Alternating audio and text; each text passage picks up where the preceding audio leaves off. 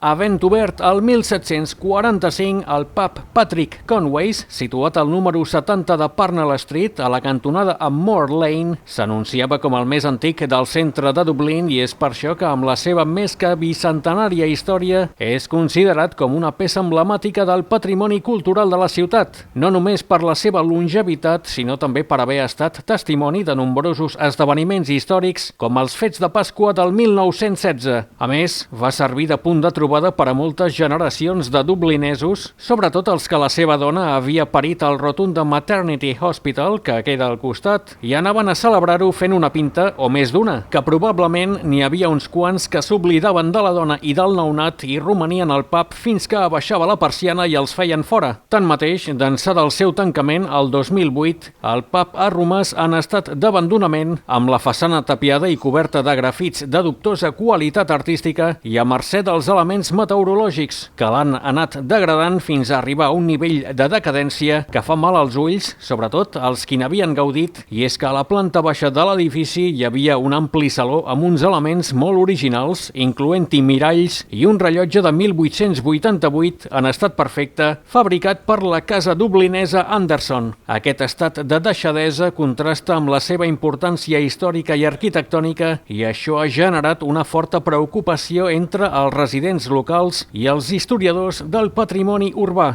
Pel costat positiu hi ha el fet que aquest edifici victorià, construït el 1880, de maó vermell i amb cornisa ornamentada, forma part del registre de construccions protegides de la ciutat, per la qual cosa no pot ser enderrocat. D'altra banda, el tancament es va produir en circumstàncies controvertides, amb alguns rumors, sembla que infundats, assegurant que havia perdut la seva llicència per vendre begudes alcohòliques. De tota manera, sembla que aquest no va ser el problema, sinó que més aviat va ser una qüestió immobiliària, atès que el pub és en una illa de cases on hi ha previst de fer el projecte Dublin Central, que inclouria botigues, restaurants, oficines i habitatges, amb el Patrick Conway's essent renovat i obrint un cop acabades les obres. La situació d'aquest pub no és un cas aïllat i reflecteix una tendència més àmplia de decadència d'edificis històrics al centre de Dublín, especialment en zones amb una rica tradició cultural i social, fet que preocupa la comunitat local, que ha expressat el seu desig de veure aquest edifici restaurat i reutilitzat, preservant així una part molt valuosa de la història de la ciutat.